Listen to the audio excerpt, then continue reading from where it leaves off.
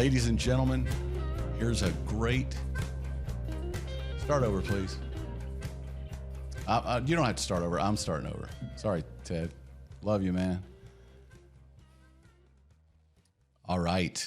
I'm so glad to be here on the Russell Hobbs Show today for the big picture. And I'm Russell Hobbs.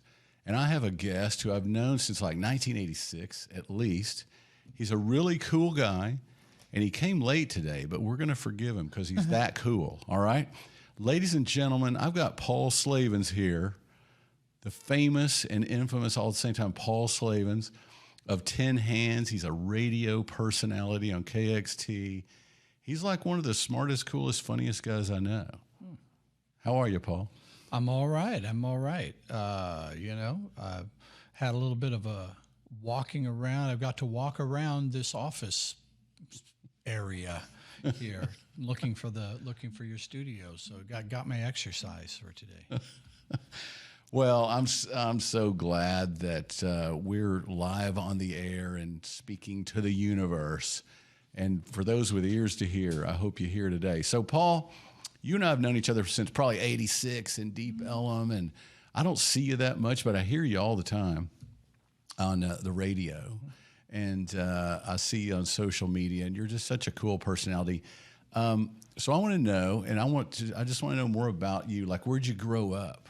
Well, I was born in Sioux City, Iowa, but my family always lived in Dakota City, Nebraska, which is just over the Missouri River. Iowa, South Dakota, and Nebraska all meet in the corner there. Called the Tri-State area. It's where the Missouri and the Big Sioux and Little Sioux rivers all meet up there in Sioux City, Iowa. And there's a North Sioux City, South Dakota. There's a South Sioux City, Nebraska. And then there's Sioux City, Iowa. And I went to high school in South Sioux City, Nebraska. Man, I think I'm already lost at that intersection. It's all just Sioux land. It must be funny road signs in that area, right? Like North, South, Sioux City, Iowa, go this way. And then... Yeah, nobody goes to North Sioux City, so there's no signs for that. So it's not too hard. So what brought you to Texas? The North Texas State University Yes. Music Department. I came down to get my master's in music theory after having gotten my piano performance degree at the wonderful Morningside College in Sioux City, Iowa. Beautiful. So what year did you come to North Texas State then? 1984. Oh, wow. So I was there before you. Because, see, I went to North Texas in like 78, 79, 80. I was back and forth in there. And I'd hang out with, music school people from Rhode Island, So Denton was not fun. It was like you had Greek parties with keggers, the frats. And then you had the music guys all smoking weed. They were all Yankees that come down here to my Texas, the land we stole from the Indians. And it was cool, but I didn't like Denton that much. I don't know. By the time you were there, it was cooler. Oh, I don't know. I mean, there's a lot of people who don't dig Denton. There's people who don't dig Dallas. I've lived in Dallas, and I don't mind Dallas. I don't like the traffic though, and so I escaped from Dallas back to Denton. I went back after having moved to Dallas. It's not the same place as it was. There's still a lot of the same things there, but and there's a lot of cool things going on in Denton, but it's definitely changed in pretty much in the same way that NTSU changed into UNT. Mm-hmm. Denton has changed as well. It's gotten bigger and more kind of corporate. Mm-hmm. Well, I think Denton changed a lot in the early '80s, and I'm curious to get your take on. I've thought of this, that I think Deep Ellum and the whole music scene in Texas changed, and sort of impacted North Texas too. Because when I was going, and I want to just see what you think about this. When I was going to school in Denton at North Texas, there was literally frat parties and music school guys. There were no live music clubs. The club, this is hard to believe. The clubs in 78, 79, 77 were just like frat clubs, people like sports bars. and not even really hardly in with cover bands. And I know that the Fry Street Fair and all that stuff kind of busted out in like 84, 85, 86. And Denton had a music scene, which it should have had forever. I mean, I think Denton had a music scene way back when Pat Boone went there, you know? Oh, well, there's all kinds of music history from the couple of decades, before we got there. The 60s and the 70s is some pretty great stuff. The thing about it is that North Texas State University at that time was a much smaller university, and the biggest department, I believe, on campus was the music department, and the largest part of the music department was the jazz department in North Texas. North Texas State University was known worldwide as the number one, and the first and still number one jazz education university in the world. And it was in this little podunk town, 75, 80,000 people. And so it was wonderful. And it was wonderful because you had all of these great musicians filtering through the town all the time. And some would get involved in what was happening locally, and some didn't. But just the sheer number of really talented young musicians that filtered through that little town. And it was a little town that has two major, very different metropolitan areas within 40 miles of it. It's an unusual planetary alignment that allows that life to spring up in Denton, And Yeah, that's exactly my point. When I was there, 30 miles you had Fort Worth, and 30 miles you had Dallas, and there's Denton, and it was literally like farmers. Like you go to eat. Like I'd be on the campus at North Texas, and I'd go up on the road up there. I forgot what it's called, but and it's literally like rednecks and farm agricultural community Texans, and then you had these students that came there from all over the world to the music school because it was the music school, and that juxtaposition of cultures was odd. But there was nowhere you could go to hear jazz. I mean, now if I could go back in a little time machine, I would want to open a jazz club in Denton in '77. Because I really have no idea. I hear stories about a place called Benny's. Really? And it's where, when I was there, Benny's had turned into the library, and then the library then morphed into Cool Beans, and Cool Beans is still there. It's one of the last remaining structures on Fry Street that hasn't gotten torn down, and they built this big 4-story monstrosity that they had to build around it. Oh, nice. So it's one of those things where there's this little wooden club with 4-story high brick UNT stuff all around it. So they're making a stand. I love that. Okay, so you came to Texas for music school. And then what happened? Well, at the time I came here, I was still a resident of Nebraska.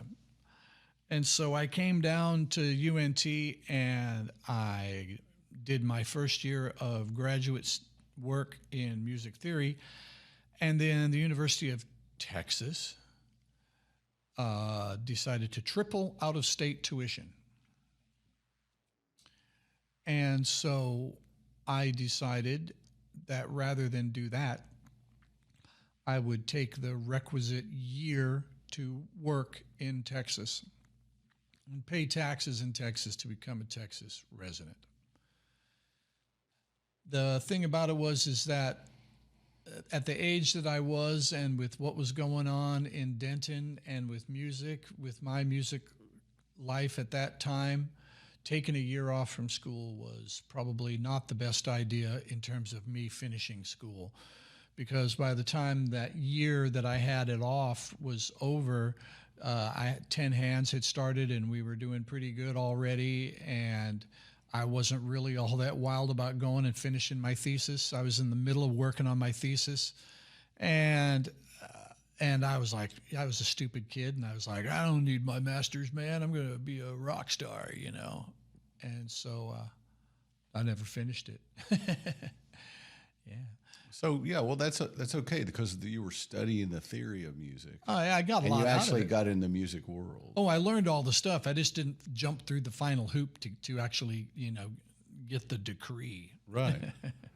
Yeah. Well, if some billionaire calls you and needs that degree, you could always go back and get it. For that. I suppose so. I would have to be paid to go back Exactly. to college now. Exactly. So that's my career was similar. My college career was similar. I changed degree, majors several times, and then I would get in the real world, and I started experiencing the real world. And college started fading in its priority but I learned so much that I actually think about every day in marketing and business and economics, and I'm glad I did it. Right. Oh yeah, I learned all the stuff I needed to learn, but I was definitely more focused on having fun and friends and playing in rock bands and stuff. Mm-hmm. Well, I'm glad. I'm glad you were. So how'd Tin Hands get together? Well, let's see. As soon as I got to Denton, I started trying to make a band because I'd had a band back home in Sioux City that I really loved, and then I just that's what I was all about. That's what I wanted to do, and so I started trying to find people to play with, and through a job that I got at Mama's Pizza, delivering pizza, my first job ever in Denton. I met a bunch of people who turned out to be really good friends for a long, and one of the friends introduced me to Steve Brand, who was a guitar player, and he and I hit it off, and we started. We had a little band that we had together, and then that band kind of petered out, and Steve and I decided that we wanted to start a different band, and that was when the amazing stuff started happening. Mostly a guy named Matt Chamberlain showed up. And with him, he had his roommate from California, Gary Muller. And Gary Muller played the Chapman stick, which at the time nobody knew anything about, and it was just getting big because of Peter Gabriel. And the guy in Peter Gabriel's band played it. And so I was like, we got to have that guy in a band. On MTV videos. Yeah, he's playing a stick, man. It's so they saw it cool. on the videos. Yeah, well, we're prog rock fans. And so Tony Levin's playing the stick. We're like, we got to get a stick player, man. So we were excited about having Gary in the band. And his roommate, of course, was a drummer. And he was a very good drummer. And so we started and we had met earlier in the earlier band. We had met this guy who worked at a restaurant with the girlfriend of the a different guitar player, and she said, "You got to meet this guy. His name's Mike, and he plays percussion."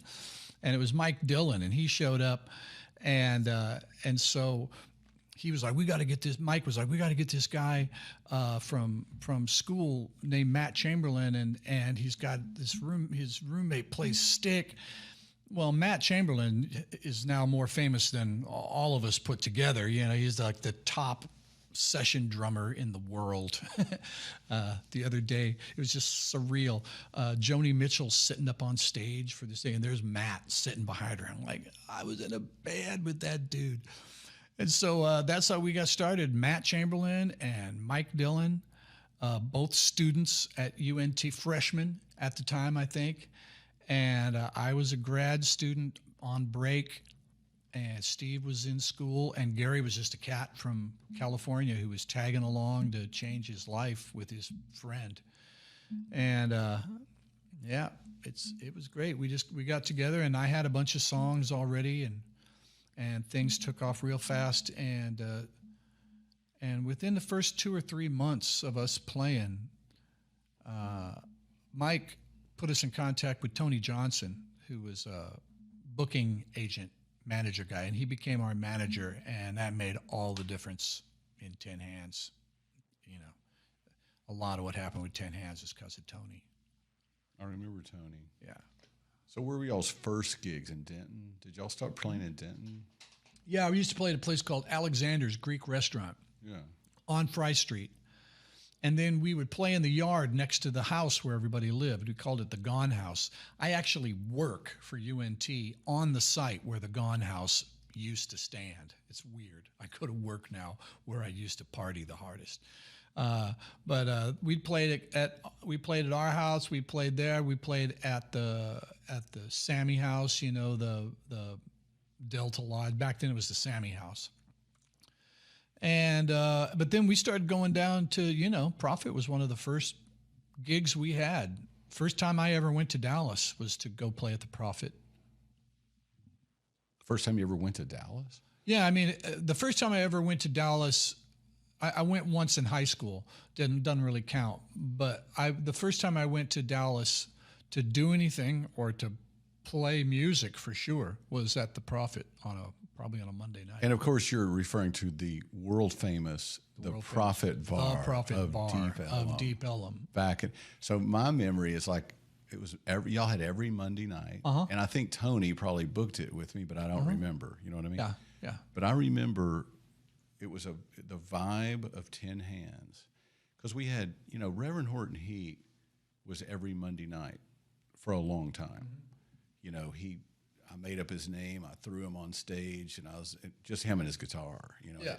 But once he hit and they were traveling booking, we didn't have him anymore, and you guys took that Monday night slot. And I remember the vibe of 10 Hands was so beautiful. I mean, these guys were from like the music school in Denton. They were good. They could actually play, you know.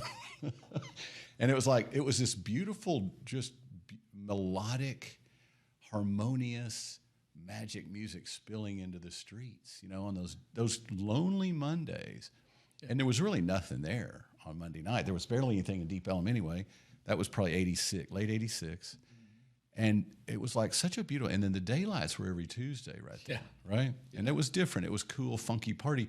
But you guys and you would, in that song that I always think about when I think about you, in a world with no money. Mm-hmm.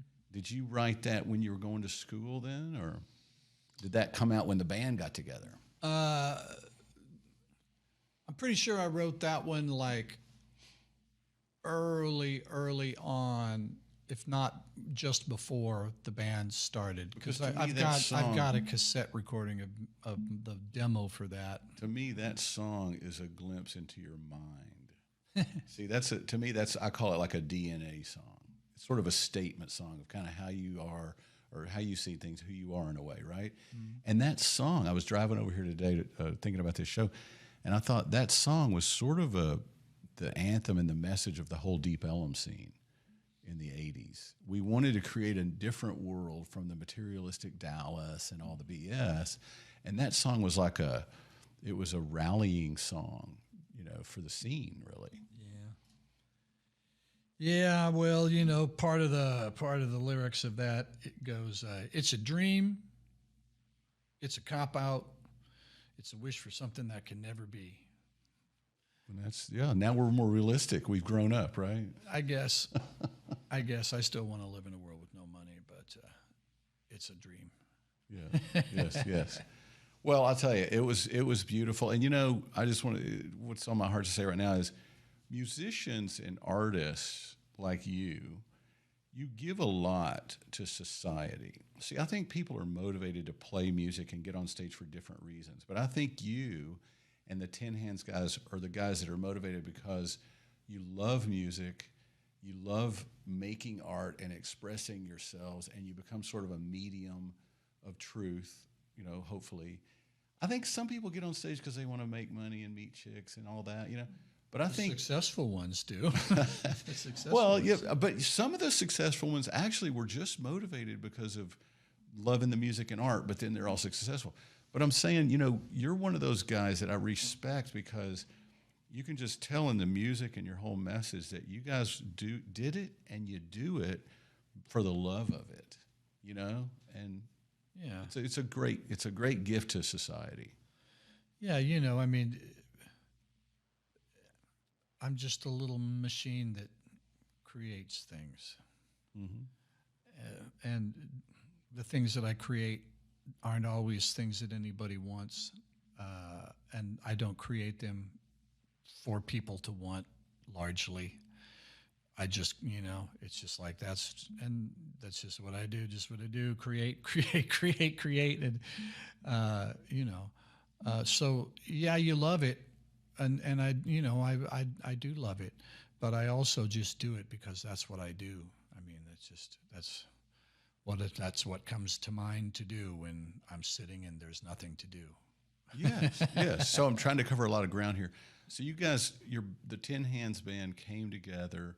You started playing in Deep Ellum a lot, in Denton, and probably Fort Worth, and y'all started playing regionally, and you grew your following and all. What was the next big phase or big step in your life? What was the next big event? For the band? For the band or you personally? I know you have a son now. Oh, yeah, I've got a daughter and a son. Well, it took about 10 years for the band to kind of, I don't even really know what happened. One by one, people left the band or were rejected from the band. And it got down finally to where it was just me and Gary, the stick player, and everybody else was people that we had brought in as replacements. And it was still going great. It was hard. We'd lost a lot because the whole world had changed. The whole grunge revolution had happened, and there was another generation of new bands that were kind of taking our place in the Deep Ellum scene, and we were in the process of changing, and right about that time is when I got hooked up with Dave Aberzees, the former drummer of Pearl Jam, and he was coming back to town after having been ejected from Pearl Jam, and he wanted to do a recording session, and I hooked up with him and Gary. Gary came along later, but he and I did a recording session with some other friends, and it went great, and so we started a band called the Green Romance Orchestra. And for the next 3 years, he brought a bunch of gear down to Texas, and we lived in a big ranch house that we converted into a studio with Dave Castell, and just recorded pretty much all the time, and put out a couple of really good records that nobody ever heard. Well, they're still out there. They're still out there. People heard them. Some people heard them. Now, like I say, we have an abbreviated showtime today. So since you said that, it's a perfect time to say, tell me about your newest album that you put out. Oh. What does it cover? What's it about? Well, it's called Alphabet Girls Volume 2, and now I have completed the entire Alphabet Girls series, Volume 1 and 2. I wrote a song for every letter of the alphabet with a woman's name, like Abigail, Bernice, Clara, Daisy, Ethel, Frida, Gertrude, Hazel, Irene, Janice, Kay, Lucy, Marion, Naomi, Ophelia, Priscilla, Robin, Sadie, Trudy, Ursula, Vanessa, X, Yvonne, and Zelda. And so this second album that I just put out covers the letters from N to Z, and I put it out on State Fair Records, and took about 2 years to record it. It was, definitely put a lot of work into it. It's the best thing I've done, and trying to get people to listen to it is the challenge. Well, we live in an age where there's so many things bombarding you every day.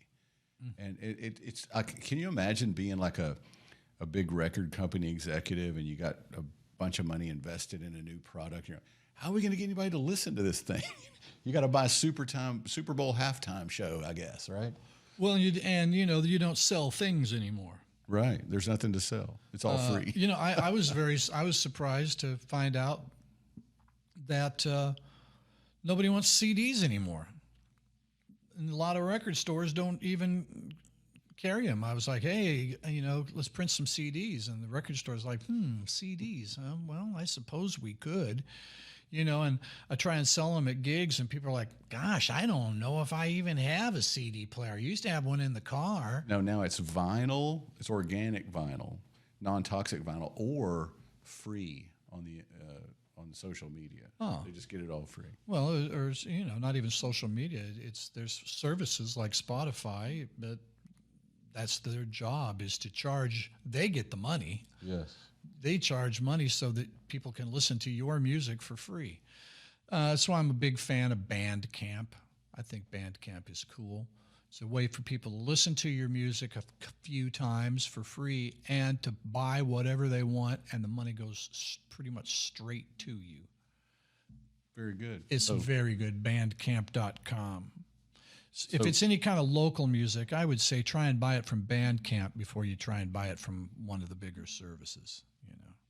Okay, good plug there. So when you talk about the Alphabet Girls, does that mean that there's a song about every woman of that name? Because I have not heard the record yet. Yeah. Okay.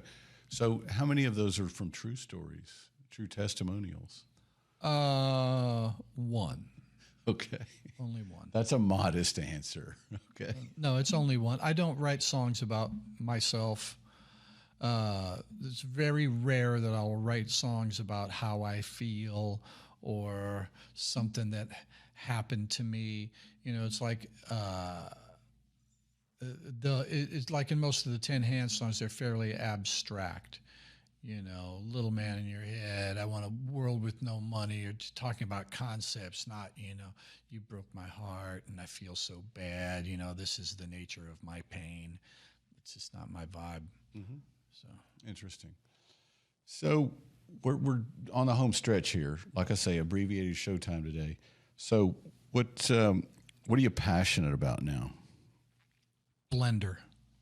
Blender? Is that Personally, right now, I'm fairly passionate about Blender. Is that a musical act or an appliance? Blender is a free app, a free program that you can run on your computer, and it allows you to do a multitude of things, but mostly 3D rendering, animation, modeling, and production for if you wanted to do any kind of if you wanted to recreate that picture, if only have it be 3-dimensional so that you could actually move around in it.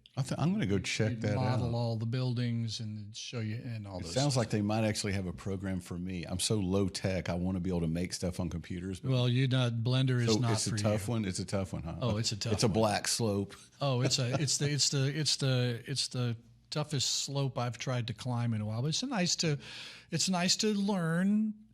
To learn something new, to really dig in, and YouTube is the most amazing thing in the world. Just anything you want to learn, man, it's all there. It's sort of a revolution, really. It is. It's amazing. It's a freedom place. Okay, so here's a question I ask everybody on the show.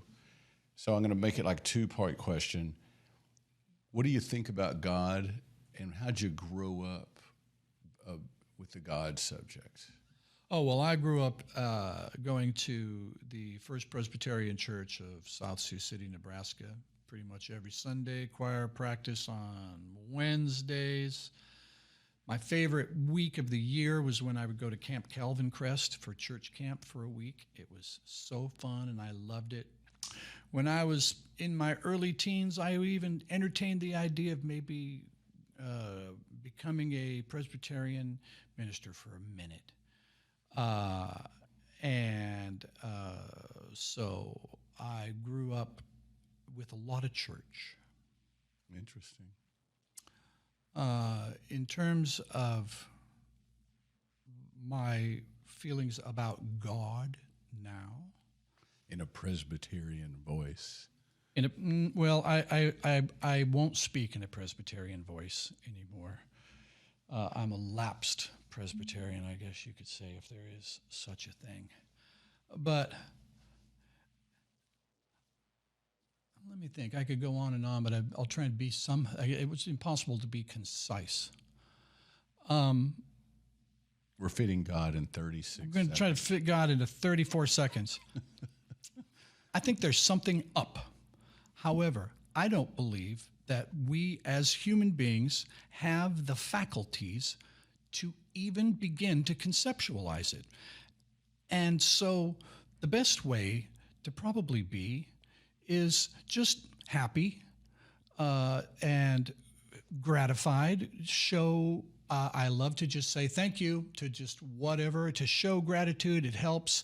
I think that you change the universe way more than you think you can with your thoughts, and that the future and the past, it's very fluid, and that you can definitely send things out things are sent into the future and things are sent into the past because they're all one. And that the best thing to do is just basically be apatheistic. You don't really care whether God exists or not because you don't have any concept at all of what it is. Interesting. Very, very, very good. So you're humbly agnostic, acknowledging there's something greater, but you're humbly also saying we can't grasp it. You know, and I'm just reiterating. But just as I can, and it seems to only make sense that you wouldn't be able to comprehend God at all. Ineffable. Well, I love your answer. I'm going to plug my book. It's on Amazon. I went through many, many years of seeking and questioning, and I've got answers I believe in here to why we're here, why there's suffering, and I believe I met the Creator, and He gave me some answers. And I just said in the last show, Paul, that no matter where people are in their conclusions or wondering, it's okay. All we got to do is be honest. It doesn't make and you are honest. Yeah. And I really appreciate it. And thank you for coming today. I know we didn't have as much time as we wanted, but I really appreciate you and coming on today. And thank you so much. And we'll have you back. Oh, well, thank you. Wonderful time talking to you. And thank you for asking. Thank you. We'll see you next time on the Russell Hobbs Show and The Big Picture. That was Paul Slavens. See you soon.